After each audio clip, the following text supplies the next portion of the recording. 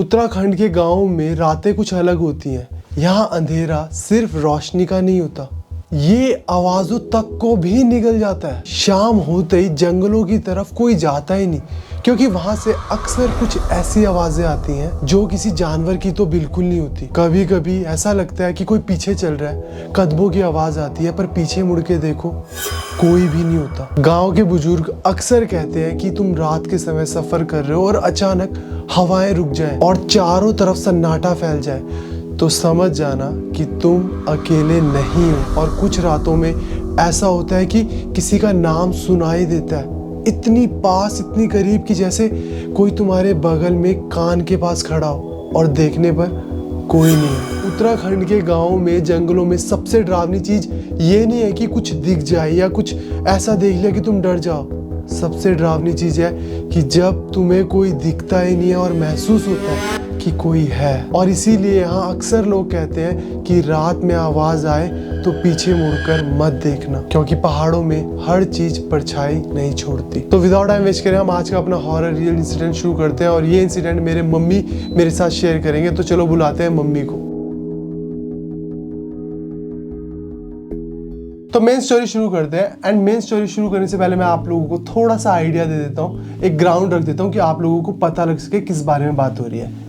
आज का जो इंसिडेंट मेरे मम्मी शेयर करेंगे वो मेरे दादाजी के गांव का है। उत्तराखंड में एक छोटा सा गांव जो पहाड़ों के ऊपर है, मेन सड़क के आसपास नहीं है, ठीक पहाड़ों के ऊपर है, जहां चलने के लिए आप लोगों को स्ट्रगल करना पड़ता है। ना साइकिल जा सकती, ना बाइक जा सकती, ना कार। उन रास्तों में, उन गाँव तक पहुंचने के लिए आपको 10-10 किलोमीटर, 5-5 किलोमीटर पैदल चलना पड़ता है। ऐसे गाँव की कहानी है जो मेरे दादाजी का गाँव है, और मम्मी ने ये इंसिडेंट खुद होते हुए देखा है गाँव में।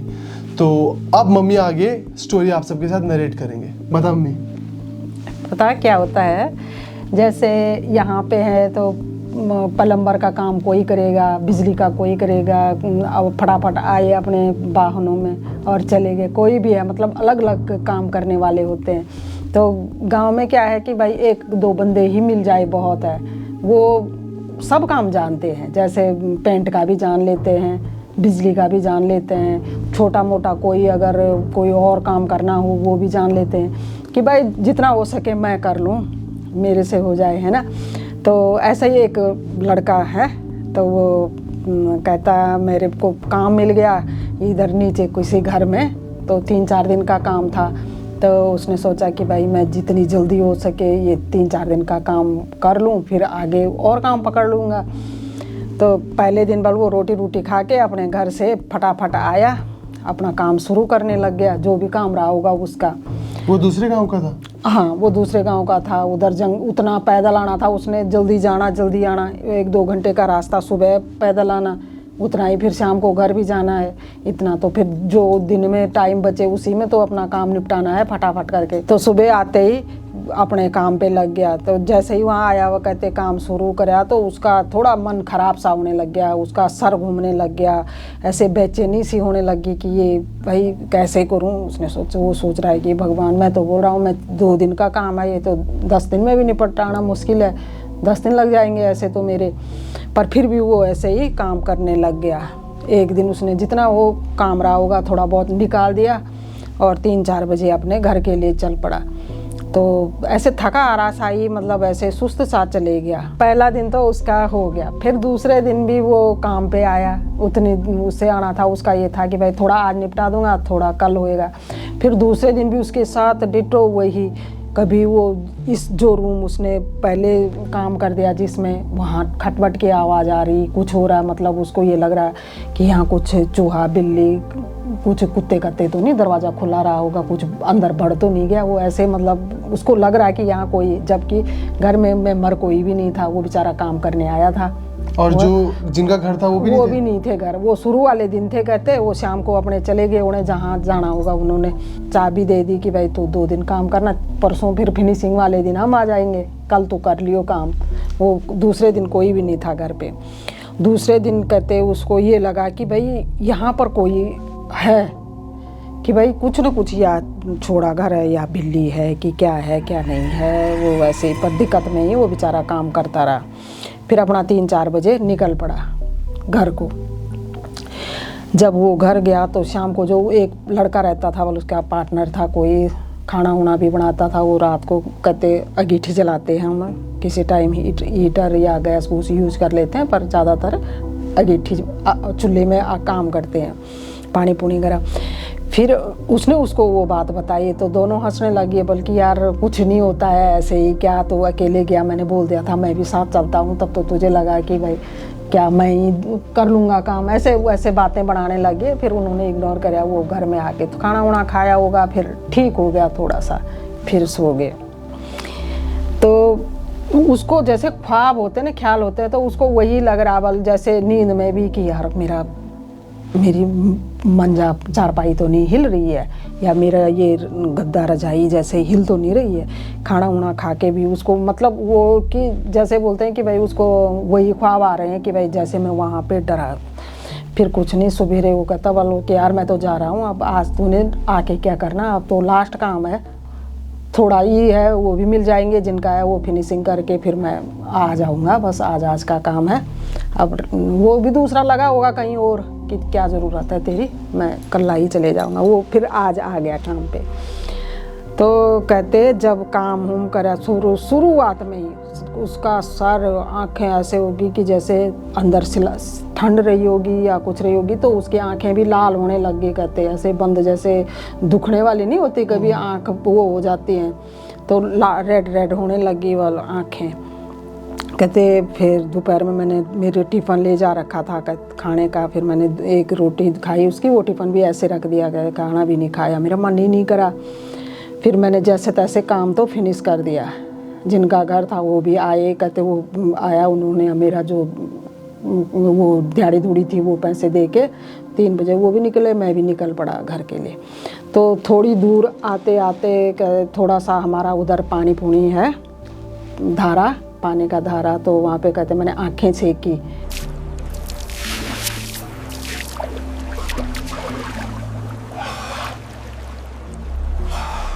आँखों पे पानी के छींटे मारे, आँखें कि भाई मेरी आँखें काम कुम से कुछ वो होगी उन्हें, तो थोड़ा फ्रेश हो जाऊँगा। आँखों पे छींटे छुट्टे मारे और हाथ पांव धोए, पानी पिया। फिर मैं थोड़ा जंगल है वहाँ, चढ़ाई पे चढ़ने लगा। कहते जैसे मैं वहाँ पे जाने लगा तो मुझे लगा मेरे पीछे मेरे पैर कोई पीछे खींच रहा है, कोई पैर पीछे ऐसे बूट हिल जो चप्पल पाई हुई थी, ऐसे लग रहा है कि मेरे पीछे ही पकड़ रहा है, वो पैर नीचे की तरफ खींच रहा है। फिर यार मेरी तबीयत क्या, मैं कहते मैं फिर मैं पीछे भी, मैं मेरे को डर भी लगने लगी। कहते मैं पूछी कि हो क्या रहा, जैसे मैं पैर आगे कर रहा तो आंखें मीच रहा है। यार मैंने ठंडा पानी भी लगा दिया था, मेरे पास सामान भी नहीं था। कहते कुछ एक काला बैग था, उसमें मेरा एक टिफिन था, छोटा सा डब्बा प्लास्टिक का था। कहते वो भी, उसमें कुछ भी नहीं था, ना मेरे पास सामान ना कुछ। मैंने कहा इतना वजन किस चीज़ का हो रहा है, ये आज हो क्या रहा है, मैंने अपना शरीर ही उठा नहीं पा रहा हूँ। तो दिक्कत में आ गया।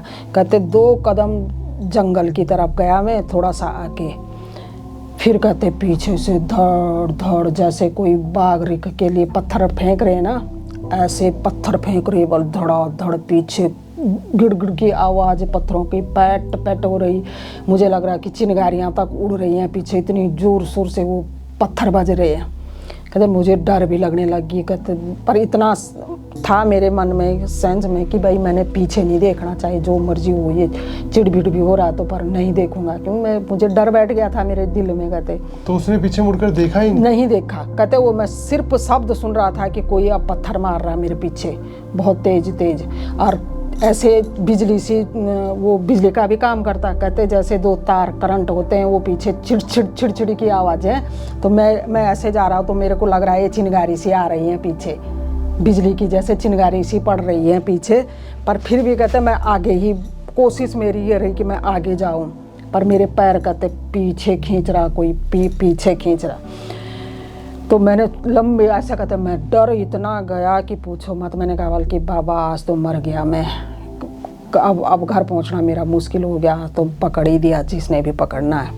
मैंने कहा बल्कि आज तो मेरा कोई इष्ट देव भी नहीं रहा, कोई कुल देवता भी नहीं रहा, इष्ट देवता भी नहीं रहा आज बचाने वाला। इतने पैर जम गए कहते मेरे वहीं पे।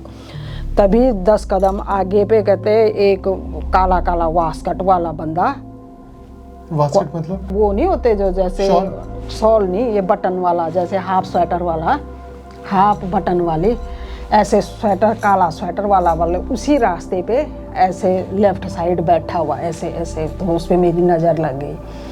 तो मैंने सोचा बल्कि चलो थोड़ा सा हल्की सांस महसूस करी कि यार क्या पता कोई बकरी चरा रहा हो, क्या पता कोई इधर गाय भैंस के किसी के बकरी ही रहती है वहाँ पे, कहते हैं, और तो कुछ भी नहीं चराने जोगी, कि कोई बकरी बुकरी के साथ होगा। तो थोड़ा मेरे सांस हल्की होगी, चल कम से कम मैं वहाँ पर तक घिस पिट के जाऊँ तो वो बचा देगा मुझे, जो भी है उससे बात करूँगा मैं। तो 1-2 कदम आगे था वो 10-12-15 कदम। तो कहते मैं वहाँ तक गया तो वो भी नहीं हिला डुला, कहते मेरी आवाज़ ही नहीं निकली। मैं उसको आवाज़ मारना चाह रहा था कि भाई जी क्या कर रहे हो या कौन हो या कुछ भी बोलता, कहते मैं, पर मेरी आवाज़ ही नहीं निकली। अब वो भी बंदा वहीं पे बल ऐसे पीछे ही बैठा हुआ, मैं मसा कोशिश तो कर रहा, कहते मैं उससे बात करूं, पर उससे मेरी आवाज़ ही नहीं निकली। निकल गया मैं उससे भी आगे, वह पैर तो मेरे चल ही रहे थे, कहते फिर मैं वो छूट गया पीछे, मैं आगे निकल गया। तो उसके ऊपर 2-3 मतलब कदम बाद किसी के घर भी पड़ते हैं, अब गांव के होते ही हैं, इक्के दुक्के कोई एक आधा साव पड़ती कि घर पड़ता कोई वहाँ पर तक। तो फिर कहते फिर आगे होने लग गया डम डम करके कि भाई ये चल क्या रहा है, ये हो क्या रहा है ये आगे। अब 2-3 घर के बाद ऐसे हमारा जिस घर में मैं रहता हूँ वाले उसका चौक आ गया, मतलब आंगन आ गया, बेड़ा। तो मैं उसमें पहुँच गया।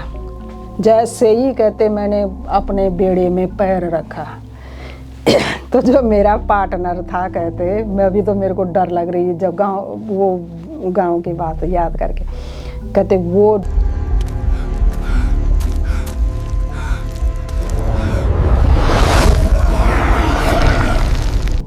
अंदर ही था आग सेक रहा, वो दौड़ा बाहर, उसने ऐसे चावल डाले, आग डाला, कहते दे कि तूने वाल मेरे घर में आने की हिम्मत कैसे करी, तू यहाँ कैसे आ गया। तो समझो कहते वो लड़का नहीं था, उसके साथ प्रेत आ रहा था, वो घर तक पहुँच गया था वह। तो उसका पार्टनर था, उस पे उसका मतलब कुल देवी आती है, तो वो कहते कि वो भी इतना भी घर तक ले आया तो वही बचा के ले आ रही थी उसको, कुल देवी, नहीं तो कहते वो तो वहीं जंगल में ही खत्म हो जाता, तो वो बचा के ले आ रही थी।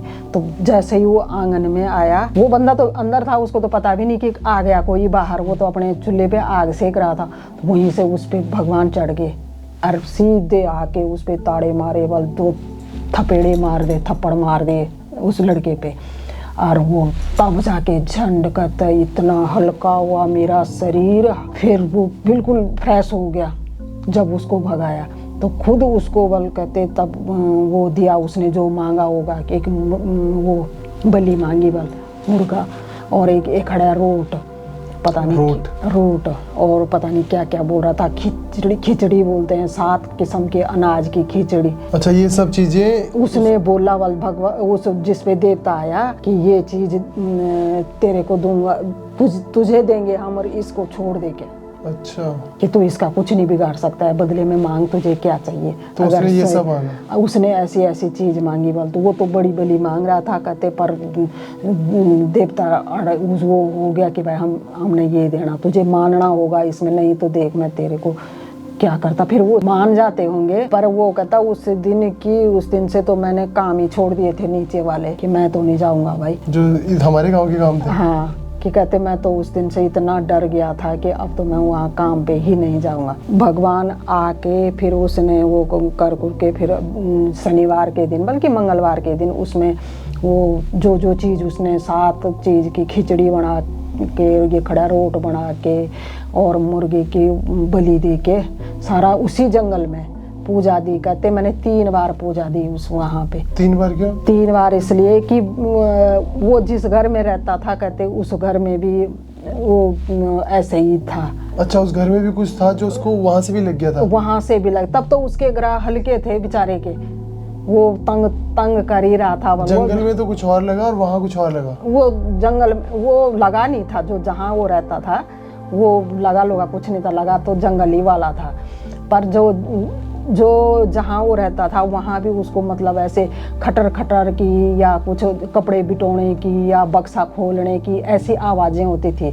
तो कहते वो तो उसको ये था कि जिसका वो घर था वो उसके मतलब कुछ नहीं है, बल आस औलाद कुछ नहीं थी, तो उसका वो घर था। तो वो आत्मा जो है वहीं पे भटक रही है, वहीं पे मतलब जो भी रहता बल उसमें बिगाड़ती कुछ नहीं किसी का। पर बिगाड़ना ही जरूरी नहीं है कि किसी का कुछ बिगाड़े, पर वो खुद ही बंदा डर जाता है कि भाई ये हो क्या रहा है यार। आवाजें आती थी, आवाजें आ रही हैं कुटुर कुटुर की, हु की, ऐसे जैसे थकान की कि भाई ऐसे ऐसे बल रात को नींद में होता है। तो उनके साथ तो उनके रूम में वो नहीं था जिनपे देवता भी आते थे? तो छोड़ दिया था बल तब उसने बताया कि मैं इधर तब आया हूँ, पहले मेरे साथ कमरे में भी ऐसा ऐसा होता था। तो भगवान तब जब वो उसमें आ गया तब उसने बता दिया कि भाई ऐसा हुआ कि ये होता था, तब मैं इधर आया। तो कहते तो वो कुछ नहीं बिगाड़ता, जहाँ उसके साथ ऐसा हो रहा था वो तो सिर्फ ये है उसको कि मैं वो आत्मा उस घर से उतना लालच उसको कि वो उस घर से निकली नहीं, और न वो किसी का कुछ बिगाड़ रही है। वो जैसे प्राण त्यागे होंगे वैसे ही उस घर पे बैठी हुई है वो आत्मा, वहाँ पे ऐसे है। अच्छा, तो वो भी डराती थी, बस हाँ, आवाजें आती थी। जिसको डरना होगा वो डरता है। अब जिसको ये है कि कुछ नहीं है, कोई ढीठ भी होते हैं, ये होता ही है ऐसे, यहाँ इग्नोर मार दिया कि भाई नहीं कुछ नहीं है, तो कहते वो टिक भी सकता है। पर नहीं, मेरे को तो कहते मैं तो फिर न मैंने वहाँ का किराया दिया न मैं वहाँ रहा, फिर मैं तो भाई छोड़ छाड़ के आ ही गया। और उसके बाद हमारे गांव में काम करने आया था और ये इंसिडेंट हुआ। हाँ, वो तो कहते वहाँ तो पूरा हमारे गांव में 3 दिन का काम कराया उसने, और ऐसा ऐसा हुआ। फिर पूरी पूजा दी उसने प्रॉपर, जिस तरीके से जैसे वो तो पंडित वो साबरी बुला के पूजा करवा के उसमें मंत्रों द्वारा जो भी, ताकि भाई उसको तो ये था कि भाई जंगल में बिल्कुल हमें ये ही चाहिए, छल आगे पीछे करके जो भी है कि हम इसको कंट्रोल कर लें भाई, खत्म समझो। किसको? उस बंदे को। पर उसके साथ वो भगवान रहे, उसके देवी देवता, उन्होंने कुछ होने नहीं दिया, वो पहुंच ही गया अपने घर तक। तो ऐसे ऐसे तो घर में ऐसी बातें सुन के तो बहुत डर लग रही थी, बहुत डर। तभी तो लोग 6 बजने के लिए अंदर बैठ जाते। हमारे गांव वाला जो एरिया है वहाँ लिटरली 6 बजे लोग खाना खाकर 6:30 बजे सो जाते हैं। बाघ का डर अलग है, रिछ का, भालू का डर अलग है, भूत प्रेतों का डर अलग है। आप मानोगे नहीं, लिटरली गांव में 2-3 एरिया ऐसे बटे हैं कि ये एरिया भगवान के एरिया है, इस एरिया में सब कुछ सही है।